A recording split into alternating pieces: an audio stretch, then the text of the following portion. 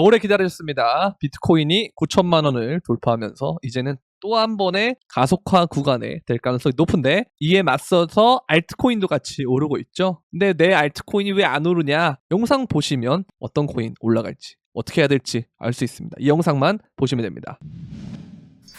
네, 안녕하세요. 끝판대장입니다. 오늘도 구독과 좋아요, 알림 설정, 그리고 댓글까지 부탁드리겠습니다. 자, 정말 그냥 가는 거예요. 네, 자, 제가 그런 말씀 드린 적 있을 겁니다. 영상에서 맞추려고 하면 틀릴 것이고, 맞추지 않으려고 하면 오히려 맞출 것이다.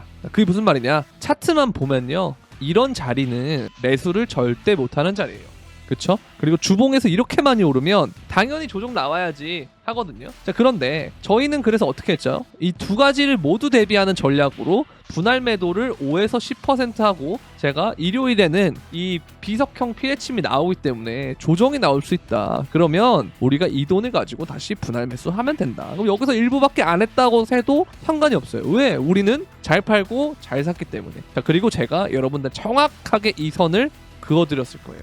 근데 그대로 올라가고 있죠. 이런 모양은 더 갈 가능성이 높습니다. 그래서 이럴 때는 그냥 들고 가보는 게 좋을 것 같고요. 그리고 이렇게 이동평균선을 켜보면 이 7일선을 기준으로 조정을 받고 올랐다라고 볼 수 있기 때문에 그냥 계속 상승이 가속화 구간일 것이다. 자, 그러면 이제 다음에 보는 자리는 아마도 이 자리를 볼 것 같아요. 이 자리를 제가 저번 영상에서 여러분들한테 말씀드렸던 거는, 저도 이걸 보고 남도 보고 다 보고 있는 자리거든요. 이 보라색 자리를 신고점 자리겠죠. 여기 매물대만 뚫어내면은, 그러면 이제 69,000 뭐 이럴 텐데, 이때가 되면 아마 비트가 1억을 돌파할랑 말랑 하는 그 시점일 거예요.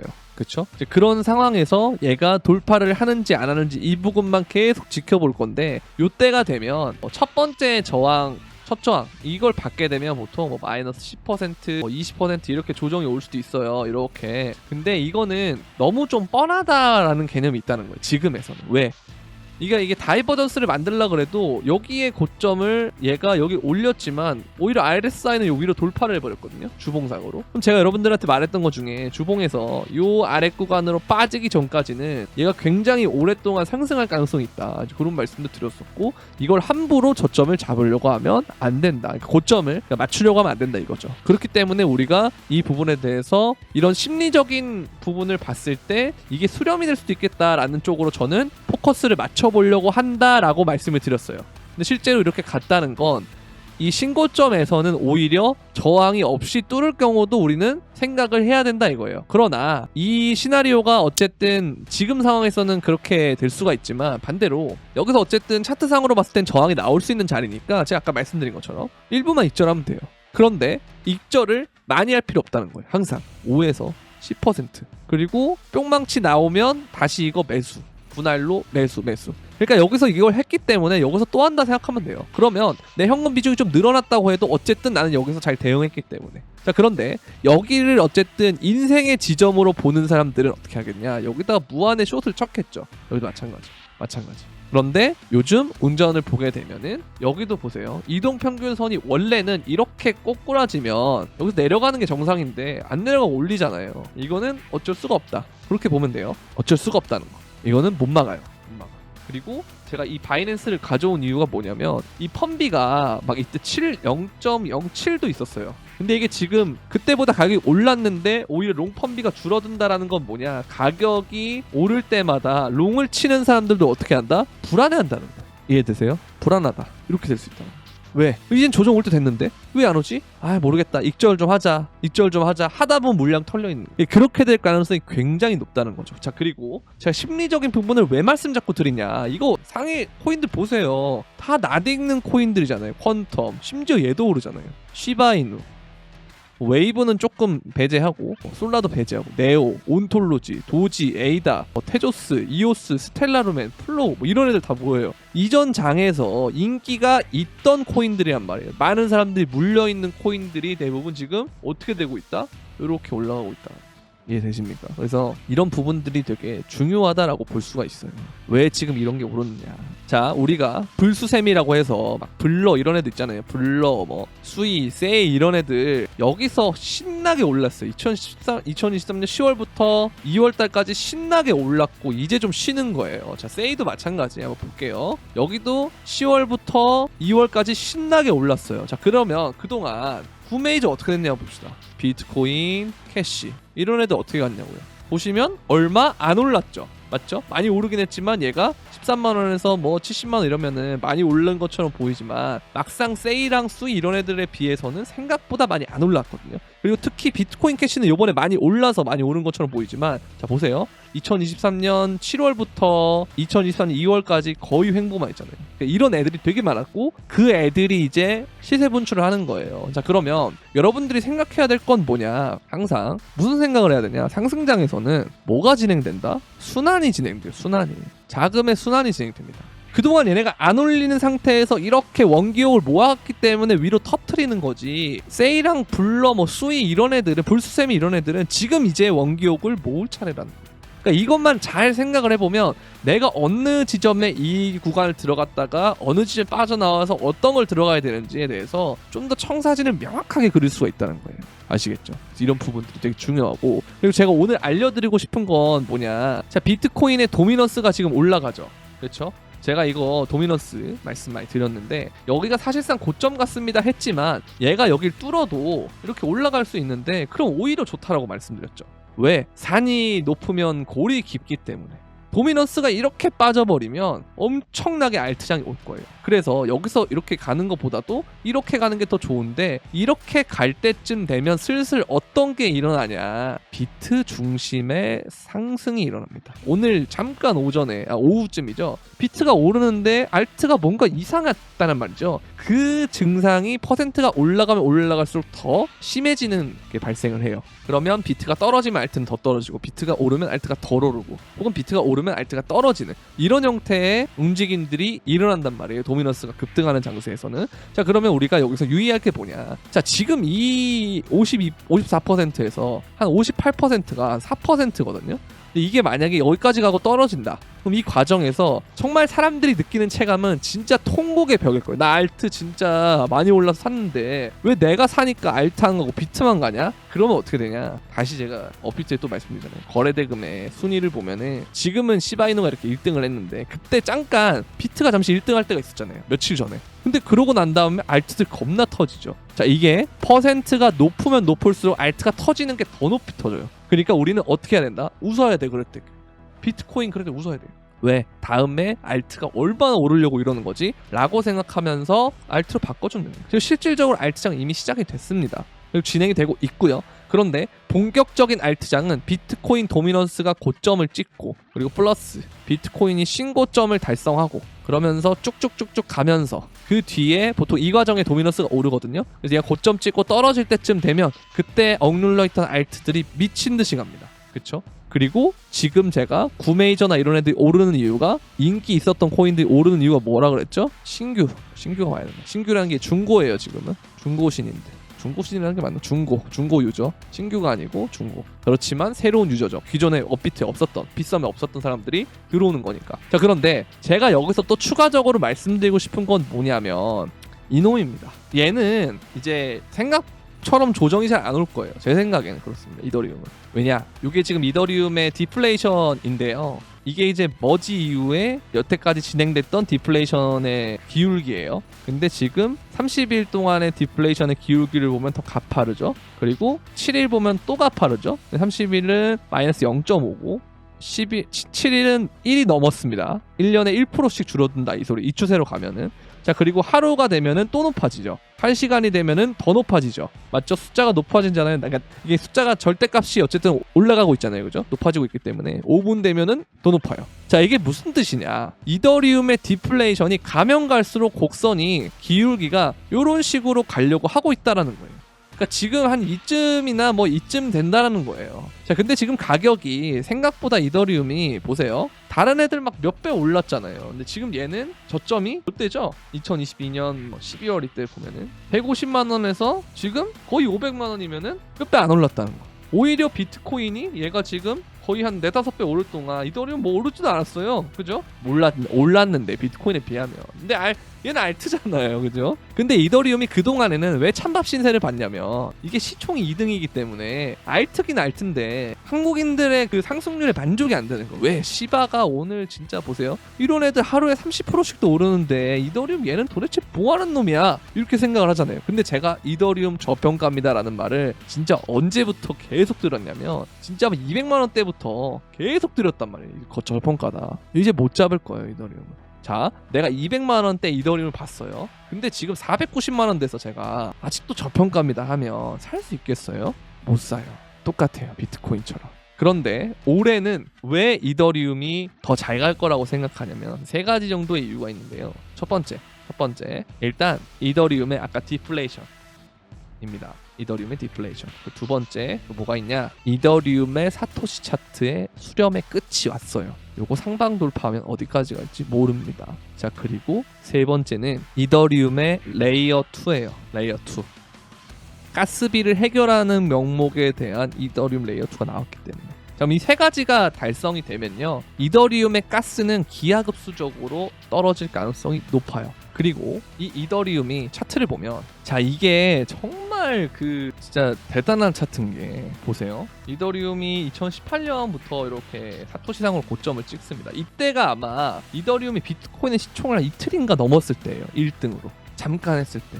자, 그때부터 이렇게 고점을 이렇게 있고 저점을 이렇게 이어보면 이러한 선이 나오는데 얘는 요 안에서 놀고 있습니다. 그래서 여기서 이제 얘가 이렇게 돌려서 뚫는 순간이 되면, 보통 상승장은 뭐예요? 알트가 비트보다 높잖아요. 그러니까 이럴 때는 사토시가 높아지는 상태거든요. 그러면 이더리움이 상대적 가치가 높아지는 시기일 거 아니에요. 우리 예측을 해보면. 자, 얘가 여기를 뚫게 되면 어디까지 갈지 모른다는 거예요. 왜? 이 엄청난 수렴을 가는 거기 때문에. 일종의 커벤앤들 패턴이 또 될 수가 있겠죠. 어디까지 갈지 모릅니다. 자, 근데 우리가 비트코인의 예상 가격을 사람에 따라 다르지만 10만, 20만 뭐 이렇게 보는 사람도 있잖아요. 근데 여기서 만약에 저는 개인적으로 0.2를 보고 있긴 한데 뭐 그런 거 없이 0.1만 되더라도 이거면 1000만 원이죠. 그쵸? 그 다음에 옌데 0.1이면 2000만 원이죠. 그쵸? 그러니까 지금 이더리움이 여러분들이 지금 490 못 삽니다. 못 사요. 지금 만약에 사잖아요. 그러니까 제가 이제 이런 말에 여러분들 선동이 돼서 사잖아요. 그럼 좀 떨어져요. 근데 다른 애들 올라요. 그럼 팔아요. 100%. 정말 높은 확률로. 그래서 제가 여러분들한테 이때 정말 공격적으로 얘기한 거예요.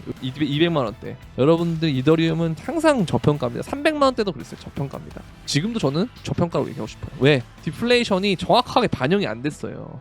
이더리움이. 정확하게 반영이 안 됐어요. 그래서 제 개인적으로 2천만 원을 잡은 이유는 비트코인의 2017년 가격이 2천만 원대였기 때문에. 그래서 그렇게는 가지 않을까? 환율도 높아지고 좀 가능성 있지 않을까? 이런 생각을 좀 하고 있는데 어쨌든 그런 부분이 있고요. 그래서 이더리움은 참 저평가다. 그리고 제가 여러분들한테 또 말씀드리고 싶은 건, 인간 지표상으로 아직 이들이 안 왔어요. 요 사람들, 대부분의 투자 자산을 하고 있는 사람들, 뭐 주식, 부동산, 채권 이런 사람들이 아직은 안 왔어요. 왜? 장이 재밌거든. 미국 주식도 역대급 상승장을 맞이하고 있잖아요. 기술주 잔치하고 부동산도 이제 좀 금리 인하 할 것 같으니까 막 청약도 몰리고 막 그러잖아요. 이제 오를 거야 한단 말이에요. 그런데 항상 코인의 상승장에서는 다른 자산보다 높습니다. 상승률이. 그래서 아니 이게 코인으로 만약에 뭐 10배 번 사람이 있다면 주식으로 5배 번 사람 뭐 이렇게 있다. 그러면 같은 돈을 넣었을 때 이게 낫지 이게 낫나요? 저는 이게 낫다고 보거든요. 이 돈은 정말 뭐 좋은 돈이고 이 돈은 정말 나쁜 돈인가요? 아니거든요. 자, 그런데 이런 걸 중심으로 하는 사람들은 약간의 모르겠어요. 왜 그렇게 생각하는지 모르겠지만 이런 약간 선민의식 같은 게 좀 있어요. 그런데 제가 말씀드리고 싶은 건 그들이 결국 다 들어오게 돼 있습니다. 왜? 에코프로 처음에 뭐라 그래요 사람들이? 작전이네 저거 금방 끝나네 했다가 계속 가니까 결국은 이런 데서 잡거든요. 작전이라고 말할 거면 아예 끝까지 안 가야 되는데 그런 사람들이 진짜 생각보다 많지가 않아요. 물론 저는 에코프로 안 했습니다. 그러나 이런 사람들이 생각보다 많지 않다고요. 그래서 제가 생각하기에는 주식이나 부동산 하는 사람도 결국은 올 건데 그때가 뭐겠어요. 그때 그 사람들이 다 오고 다 그 사람들까지도 돈을 벌고 야 이래서 코인 하는구나, 아 이래서 미래의 기술이구나 하고 이 사람들이 떠들 때 그때가 고점일 가능성이 매우 높다. 자, 그런 관점으로 우리가 생각을 해보면 이제 이걸 한번 다시 보자고요. 제가 여러분들한테 개인적으로 봤을 때 비트코인 이 지점은 가야 된다라고 생각을 한단 말이에요. 그게 왜 그러냐. ETF가 됐고 그다음에 이 비트코인이라는 놈이 새로운 주목을 받아야 되려면 이런 지점 정도까지는 와줘야 된다고 생각해요. 그러니까 지금은 비트코인이 버크셔 해서웨이까지는 시총을 넘었고요. 조금 더 올라가게 되면 뭐 메타도 넘을 수 있고 은이나 구글이나 이런 쪽도 넘을 수가 있겠죠. 그쵸? 근데 얘가 정말 상징적으로 금은 못 넘더라도 시가총액 1등 기업인 마이크로소프트는 넘어준다면 그럼 뭐겠어요? 주식, 부동산 하는 사람들의 인식이 어떻게 되겠어요? 바뀌겠죠. ETF 되고 비트코인이 이게 뭐 인플레이션 뭐 해칭할 수 있는 자산이었네, 뭐 앞으로의 미래 자산이네, 다 들어오면 그게 뭐예요? 이거예요. 이겁니다. 자, 그런데 항상 모든 기술의 버블의 시작은 뭐부터 시작하냐면 인프라 섹터부터 뭐가 몰리냐? 자금이 몰립니다. 제가 그래서 여러분들한테 코인의 이제 인프라 섹터를 봤을 때는 레이어도 인프라 섹터가 될 수 있고요. 그 다음에 RNDR도 이제 그런 개념으로 추천을 드렸던 거거든요. 엔비디아를 그래서 좋은 주식이라고 생각했던 거고, 그래서 제가 마이크로소프트랑 엔비디아, 뭐 아르비브, 파일코인, 뭐 랜더 이런 애들만 말씀드린 이유가 다 그런 개념인 거예요, 지금은. 자, 그런데 이게 어쨌든 인프라 섹터가 간 다음에 한번 요런 버블이 꺼집니다. 꺼질 때가 와요. 자, 그런데 그게 버블이 꺼지기 위해서는 다 들어와야 된다. 근데 아직 안 들어왔잖아요. 지금 올드 유저들만 슬슬 업비트 다시 깔아야 되나? 이거 내 거 조금 있으면 탈출하는데, 이게 사람이 정말 간사한 게, 내가 물려 있을 때는 본전만 오면은 땡큐라고 그랬어요. 땡. 그런데 막상 본전이 다 와가고 내가 탈출하려고 할 때가 되면 뭔가 아쉽거든. 아니 이거 이렇게 되면 나 돈 더 벌지. 나 하락장 때 있던 경험치, 내가 존버했던 경험치로 이번에는 성공할 거다 라고 돈을 더 넣게 돼 있어. 그런데 제가 여러분들한테도 진짜 오랫동안 말씀드린 게 있어요. 제가 이런 장세가 반드시 오기 때문에 여러분들 하락장에 떠나면 안 된다라고 했잖아요. 이거 다 겪어야 경험치가 되는 거지, 안 겪고 오면 나는 똑같은 사람이라는 거예요. 그냥 연차만 쌓인 사람이에요. 그런데 그런 분들이 대다수일 거예요. 제 구독자도 많이 빠졌고 조회수도 많이 빠졌었죠, 하락장 때. 이거는 어쩔 수가 없습니다. 그래서 그런 걸 봤을 때는 그들이 들어오고 똑같은 행동을 또 할 거라는 거예요. 그리고 새로운 사람도 또 들어올 거라는 거예요.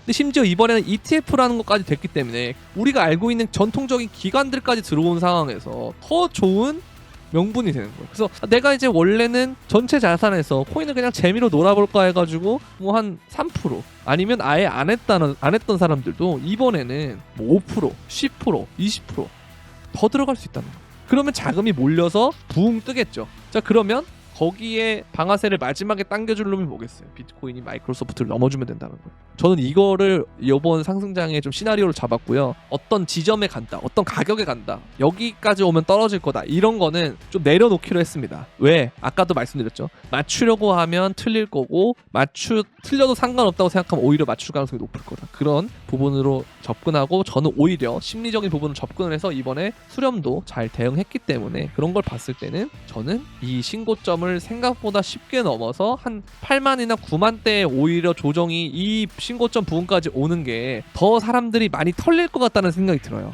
이게 신고점을 저항 없이 넘어버리면 그때는 진짜 돈 더 싸들고 들어오거든요. 눈치 보던 사람들도 돈 싸들고 들어오고, 살짝 넣어본 사람들도 돈 더 넣거든요, 신규 유저들이. 그들이 수익 내면서 자랑할 때 한번 개미 털게 해주고, 무서워서 현금 들고 덜덜덜덜 떨고 있을 때 우리는 어떻게 해야 돼요? 코인 그때 다 집어야 돼요. 그때 패닉 셀이 생각보다 크게 올 겁니다. 그때 다 잡으면 됩니다. 그리고 만약에 내가 여기서 만약에 이렇게 떨어진다고 해도 그럼 이때 잡으면 되잖아요. 왜? 우리는 어쨌든 두 가지를 다 대응할 수 있게끔 포지션을 만들어놨잖아요. 대신 이 부분에 대해서 가중치를 높게 둬야 현금 비중을 조금 덜 남기잖아요. 그러니까 현금을 덜 남겨야 돼요. 5에서 10% 정도만 익절, 이런 개념으로만 가져야 떨어지면 그걸로 매수하는 거지.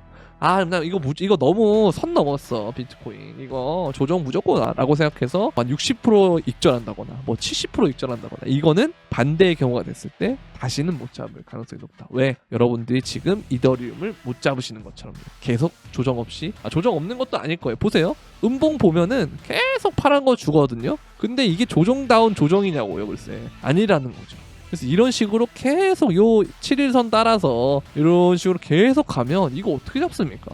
못 잡아요. 근데 저는 이더리움 이런 식으로 올라갈 것 같습니다. 그래서 저는 이더리움을 말씀을 드렸고, 그래서 예치 메타 할 때도 이더리움 어차피 홀딩할 거 예치해놓고 더블로 벌자, 이렇게 말씀을 드린 거거든요.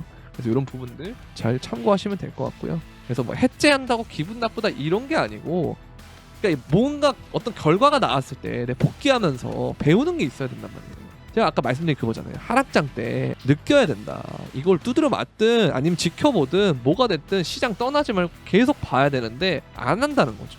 그러니까 똑같은 거 또 반복되고 제가 구매이저 이런 거 얘기할 때도 에이 그런 코인 이제 안 올라요 뭐 이러면서 가볍게 여기니까 어떻게 돼요? 바로 이렇게 되잖아요. 사람들 에어드랍 메타 몰리고 신규 코인이 저항이 없기 때문에 잘 간다. 그런 것들만 딱 믿고 냅다 블러랑 세이 이런 거 리서치 안 했다가 마지막에 다 올랐을 때 사서 횡보할 때 발 동동동동 하는 그런 과정들이 생긴다는 거죠. 이런 애들 오르니까.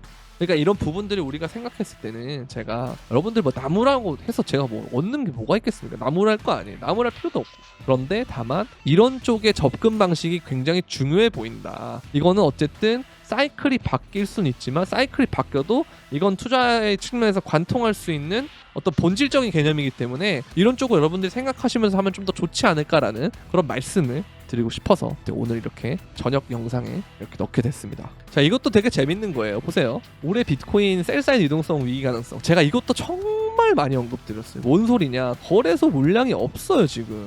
근데 이거는 심지어 여기서 디플레이션까지 오고 있다니까요. 자, 그런데 그레이스케일 비트코인 현물 ETF인 GBTC를 제외한 비트코인 현물 ETF에 유입된 작은 신규 자본은 전월 대비 95% 증가했다. 이 속도라면 올해 비트코인 현물 ETF의 비트코인 보유량은 200만 개를 돌파할 수 있다. 한편 거래소와 채굴자 관련 주소는 현재 300만 BTC를 보여. 이게 손바뀜을 하면서 제가 말씀드렸잖아요.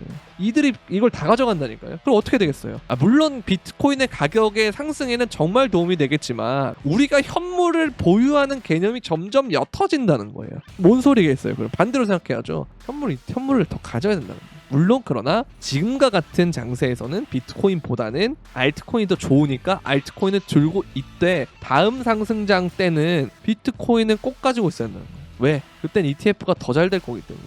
그럼 계속 이것들을 기관들이 들고 있겠죠. 우리는 이들이 만든 지수 상품을 하는 거잖아요. 그럼 이것 자체가 물량을 뺏기는 개념이에요. 이거 정말 중요한 개념입니다. 아시겠죠? 정말 중요한 개념이에요. 그런데 지금 당장은 이렇게 안 해도 된다는 거지. 이 개념을 우리가 알고 있고 미래 청사진 그려놓은 상태에서 내가 지금 이렇게 행동하는 거랑 지금 알트 오른다고 좋다고 막 이렇게 하는 거랑 그 나중에 비트코인 없어가지고 이거 진짜 뭐지? 그게 강남 아파트 이런 거랑 똑같은 거예요. 약간 그들만의 영역이 됐잖아요. 이제는 슬슬 부동산 하락기가 왔는데 강남은 안 빠지죠. 그리고 강남도 심지어 빠지는 거는 무슨 평수입니까? 국평 이런 거는 빠지는데 대형 평수나 아니면 정말 입지가 좋은 최상급 매물이라든가 그런 거는 안 빠지고 신고가 나오고 그러잖아요.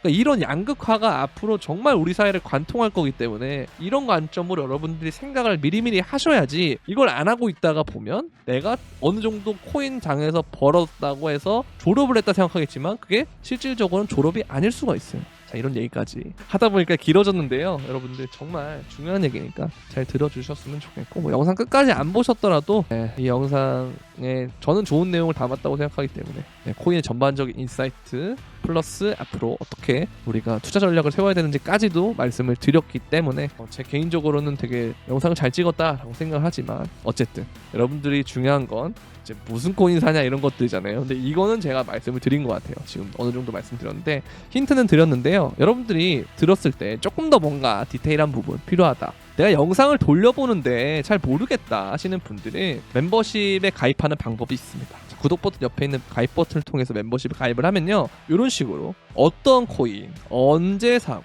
언제 팔고, 언제 손절하고 요거까지 다 말씀을 드립니다. 현금 비중 어떻게 해야 되고 지금 여러분들 물린 코인이 있다면 어떤 식으로 포트폴리오를 조정해야 되는지 그리고 언제쯤 엑시트를 해야 되는지 이런 것들에 대해서 좀 전반적인 부분을 저랑 소통하면서 이런 픽도 받으면서 할 수가 있어요. 그래서 구독 버튼 옆에 있는 가입 버튼을 통해서 멤버십을 가입을 하시면요. 커뮤니티에 들어오셔서 이렇게 텔레그램 브리핑방 요 링크 하나랑요. 그 다음에 저랑 계속 소통할 수 있는 카카오톡 소통방 방이 2개가 있어요. 그 2개를 모두 들어오시면 됩니다. 그렇게 보면 되겠고 자, 또 한 가지 멤버십과 별도의 선물방이 존재를 하는데요. 선물방도 역시 포지션, 진입가, 목표가, 손절가 이렇게 제공을 하는데요. 지금 보시면은 뭐 죄다 롱밖에 없어요. 자, 그렇게 하는 이유는 역추세를 지금 잡을 필요가 없기 때문이에요. 그래서 전부 다 어떻게 보면 잘 가고 있는 거죠. 3차까지 도달하고 이렇게 보면 다 체크 표시 다 보면 요게 이제 손절 한번 난 거고 그 다음에 다 체크 표시 체크